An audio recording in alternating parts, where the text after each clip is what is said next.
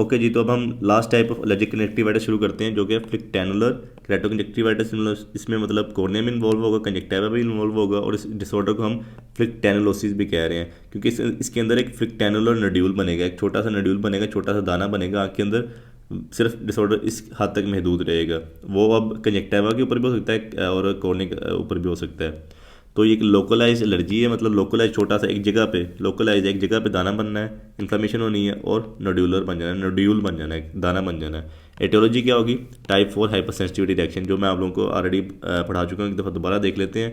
मिसाल के तौर पे कोई एंटीजन है, जैसा कि स्टेफ्लोकोकल प्रोटीन है या फिर कोई ट्यूबरकुलोसिस प्रोटीन है, वो हमारी बॉडी में एंटर हुई, तो एंटीजन प्रेजेंटिंग सेल ने अपने ऊपर उसको प्रेजेंट करना है टाइप 1 हेल्पर सेल को। एंटीजन प्रेजेंटिंग सेल कोई भी डेंड्रिटिक सेल हो सकता है, जो कि हमारी स्किन के अंदर प्रेजेंट है, या कि मैक्रोफेजेस होते हैं जो हमारे ब्लड के अंदर घूम रहे हैं। उन्होंने पकड़ना है एंटीजन को, अपने ऊपर प्रेजेंट करना है और जाके टी हेल्पर सेल के पास ले जाना है, टी हेल्पर सेल टाइप 1 के पास।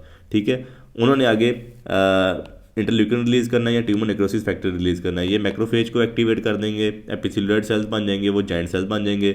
इंटरल्यूकिन 1 है जो वो कीमोटैक्सिस करेगा कि बाकी ल्यूकोसाइट्स वगैरह जो इन्फ्लामेटरी सेल्स हैं सारे वहाँ पे आ जाए और एक तरह की इन्फ्लामेशन करें। लेकिन लोकलाइज है, बिल्कुल छोटी सी जगह पे इन्फ्लामेशन होगी जब वहाँ पे एंडोजिनस माइक्रोबियल प्रोटीन एंटर होगा, क्योंकि इसका कोड एंडोजिनस माइक्रोबियल प्रोटीन है, जो कि स्टेफ्लोकोकल प्रोटीन हो सकती है। स्टेफ्लोकोकल प्रोटीन कहाँ से आ सकती है? हमने इफेक्टिव ब्लेफराइटिस, जिसको हम अल्सरेटिव ब्लेफराइटिस कह रहे थे, जो हमारा आईलिड के मार्जिन से उसके ऊपर ब्लेफराइटिस कर रहा था, तो वहाँ से आ सकता है स्टेफ्लोकोकस ऑरियस था जो।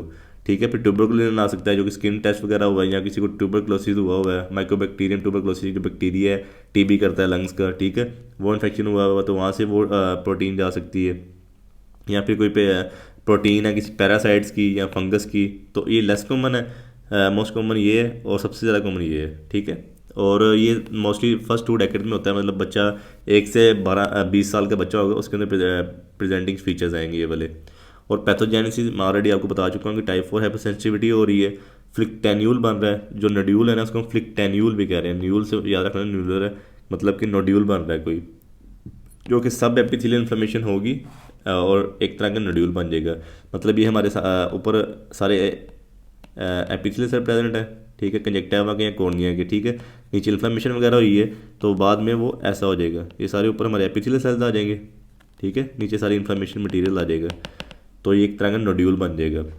तो नॉर्मली इसका कोर्स होता है 10 दिन का, जिसके अंदर सबसे पहले इन्फ्लेमेशन हो रही है, इन्फ्लेमेशन हुई है यहाँ पे। ठीक है, हमारी इन्फ्लेमेशन वगैरह हुई है, फिर एलिवेशन हुई है, और हमारी जो स्किन थी एपिथेलियल सेल्स थी इनकी एलिवेशन होगी हुई है। फिर उसके बाद ये टूटे फूटेंगे, अल्सरेशन होगी, यहाँ पे थोड़ा बहुत ब्लीडिंग वगैरह देखने को मिलेगी, बाद में रेजोल्यूशन हो जाएगी, ये बिल्कुल साफ हो जाएगा, जैसा पहले का पहला था वैसे का वैसा ही हो जाएगा।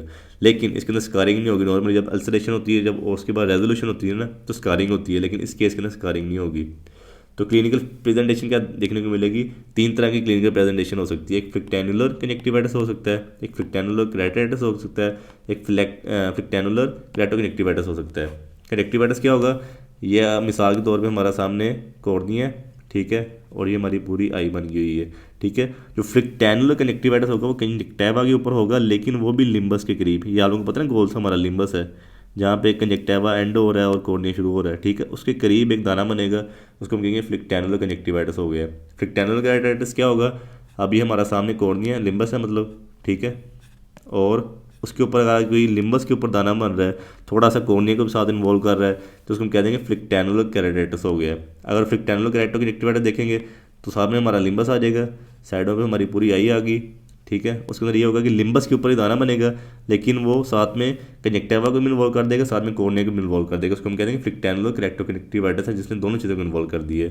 क्लिनिकल फीचर्स क्या देखने को मिलेंगे फ्लिक्टेनुलर कंजक्टिवाइटिस के अंदर? एक तो लैक्रिमेशन होगी, आंखों में से पानी निकल गया, इरिटेशन होगी, मतलब उलझन सी होगी, और साथ में इचिंग भी देखने को मिलेगी। और म्यूकोपिडल डिस्चार्ज तब होगा जब सुपरफिशियल इन्फेक्शन हो जाए, मतलब सुपरफिशियल इन्फेक्शन हो गया, एक नोड्यूल बना हुआ है, ठीक है, आप लोगों को नोड्यूल पढ़ा दिया है, उसके ऊपर कोई इन्फेक्शन हो जाए, स्टेफ्लोकोकल के मिसाल के तौर पे इन्फेक्शन हो जाता है, क्योंकि वहाँ पे वो जगह वीक हो चुकी है ना, वहाँ पे तुम्हारी इम्यूनिटी इतनी अच्छी रही नहीं है, बाहर से टीयर फिल्म वगैरह सब कुछ डिस्टर्ब हो गया हुआ है, उसके ऊपर इन्फेक्शन हो जाता है, तो हमारा म्यूकोपिडल डिस्चार्ज देखने को मिलेगा, मतलब पस निकलनी शुरू हो जाएगी साथ आंख में से। तो थोड़ी सी इसकी प्रेजेंटेशन देख लेते हैं, दाना आपको कैसा देखने को मिलेगा। ये हमारा लिम्बस है, ठीक है, उसके पास दाना बना हुआ है, ये फ्लिक्टेनुलर कंजक्टिवाइटिस की बात कर रहा हूँ। दाना सेंटर में से वाइट है, साइडें आपको देखने को मिल रही है रेड है, हाइपरीमिया हुआ साइडों पे, ठीक है, और ऐसी प्रेजेंटेशन देखने को मिलेगी, सिर्फ लिम्बस के करीब है, इतना याद रख लेना है। और खुद ब खुद ही रेजोल्यूशन हो जाएगी इसकी, अगर हम मेडिसिन ट्रीटमेंट नहीं भी करते तो स्पॉन्टेनियस रेजोल्यूशन हो जाएगी। सम टाइम्स अल्सर बन जाता है, अल्सर बनेगा तो वो भी खुद ब खुद ही रेजोल्यूट हो जाएगा, उसका कोई मसला मसाइल नहीं है। और स्कारिंग देखने को नहीं मिलेगी इसके अंदर, वो मैं आपको ऑलरेडी बता चुका हूँ। अब फ्लिक टैनुलर केराटाइटिस में चलते हैं। मतलब केराटाइटिस है तो हमारा लिम्बस पे दाना बनेगा और फिर वो कॉर्निया की तरफ जाएगा। तो उसमें सबसे पहले पेन देखने को मिलेगी। आपको पता है कि जो हमारा कॉर्निया वो हाईली इनर्वेटेड एरिया, उसके अंदर बहुत ज़्यादा नर्व्स आ रही हैं, तो नर्व्स ज़्यादा है तो वहाँ पे पेन भी ज़्यादा होगी, और फिर टेयरिंग होगी, मतलब आंखों में से आंसू निकलेंगे, लैक्रिमेशन होगी, साथ में फोटोफोबिया होगा, ज़्यादा लाइट से डर लगेगा, और ब्लेफरोस्पैज्म होगा। ब्लेफरोस्पैज्म क्यों हो रहा है? आप लोगों को पता है कि जहाँ पे पेन होती है ना हमारे किसी भी जगह पे, तो वो उस चीज़ को हम प्रेस करने से हमारी पेन कम हो जाती है, इस वजह से हमारी आइज़ बंद होंगी, स्पैज्म आएगा मसल्स के अंदर के, आंख बंद करेंगे तो शायद थोड़ा सा सुकून मिले, लेकिन नहीं, वो तो सिर्फ एक रिफ्लेक्स एक्शन है हमारी आइज़ का। तो फिर नोड्यूल देखने को मिलेगा। पहले वो लिम्बस पे बनेगा, ये लिम्बस है सामने आपका, ये वाइट वाइट लिम्बस है, ठीक है, इसके ऊपर हमारा नोड्यूल बन रहा है, ये नोड्यूल बन चुका हुआ है, सेंटर से वाइट है, साइडों पे रेड है। फिर वो कोर्निया की तरफ जाएगा, अंदर की तरफ जाएगा, फिर यहाँ पे कोर्निया पे आएगा, लेकिन वो जो सामने उसके पास जो कनेक्टिवा है ना सारा, वो भी रेड देखने को मिलेगा हमें। तो ऐसा दाना बनेगा फ्लिक्टेनुलर केराटाइटिस के अंदर। फ्लिक्टेनुलर केराटोकंजक्टिवाइटिस के अंदर क्या होगा कि मतलब केराटिन सॉरी कॉर्निया भी इन्वॉल्व हो रहा है और कंजक्टिवा भी इन्वॉल्व हो रहा है। नोड्यूल बन रहा है, पहले लिम्बस पे बन रहा है, ठीक है, फिर वो जा रहा है बल्बर कंजक्टिवा के ऊपर और कॉर्निया के ऊपर। आपको बल्बर कंजक्टिवा में हमने पढ़ाया था ना कि जो हमारा जो स्क्लेरा पे कंजक्टिवा प्रेजेंस उसको बल्बर कंजक्टिवा हम बोल रहे थे। तो ये देखो आप लोगों को पहले यहाँ पे लिम्बस पे मिलेगा दाना बना हुआ, फिर बाद में हमारे कॉर्निया को भी इन्वॉल्व करेगा और साथ में हमारे बल्बा कंजक्टिवा इन्वॉल्व करेगा। बाकी आपको सारी रेडनेस देखने को मिल रही है कंजक्टिवा के ऊपर। फिर इसका डायग्नोस क्या होगा? Mostly clinically sign and symptom की बेस पे सिर्फ एक नोड्यूल देखने को मिल रहा है, सेंटर में से वाइट है, साइडों पे रेड है, और अगर वो कंजक्टिवा पे तो वो फ्लिक्टेनुलर कंजक्टिवाइटिस है, अगर वो लिम्बस पे प्रेजेंट है तो फ्लिक्टेनुलर केराटाइटिस है, अगर दोनों पे प्रेजेंट है फ्लिक्टेनुलर केराटोकंजक्टिवाइटिस है। और इसका हम जो लैब डायग्नोसिस करते हैं नॉर्मली वो उसके लिए करते हैं एंटीजन देखने के लिए कि स्टेफिलोकोकल है या ट्यूबरकुलोसिस है, लेकिन इसकी जरूरत नहीं है, आप क्लिनिकली डायग्नोस करो और रेजोल्यूट कर दो उसको। और फिर इसका ट्रीटमेंट क्या होगा? ट्रीटमेंट टॉपिकल स्टीरॉयड देंगे, हमने रेजोल्यूशन करनी है, ट्रीटमेंट तो करना ही नहीं है, ठीक है। रेजोल्यूशन में हमारा क्या हेल्प कर सकते हैं? स्टीरॉयड हेल्प कर सकते हैं, ताकि वो थोड़ा इन्फ्लेमेशन कम करेंगे और जल्दी जल्दी रेजोल्यूशन हो जाएगी। या फिर टॉपिकल एंटीबायोटिक्स देंगे ताकि सेकेंडरी इन्फेक्शन ना हो, म्यूकोपुलेंट डिस्चार्ज की तरफ ना बात चले जाए, ठीक है। और तीसरा ट्रीट द कोज, जो कोज है मतलब जो डिसऑर्डर बन रहा है जिसकी वजह से ब्लेफराइटिस है। आप लोगों ने बताया कि अगर अल्सरेटिव ब्लेफराइटिस है, स्टेफ्लोकोकस ऑरियस ने ब्लेफराइटिस किया हो तो उसको ट्रीट करना है, ठीक है। या फिर अगर ट्यूबरकुलोसिस चल रही है तो उसको ट्रीट करना है, या कोई पैरासाइट वगैरह आंख के अंदर चला गया हो तो उसको किल करना है, तुम्हारा मसला हो जाएगा।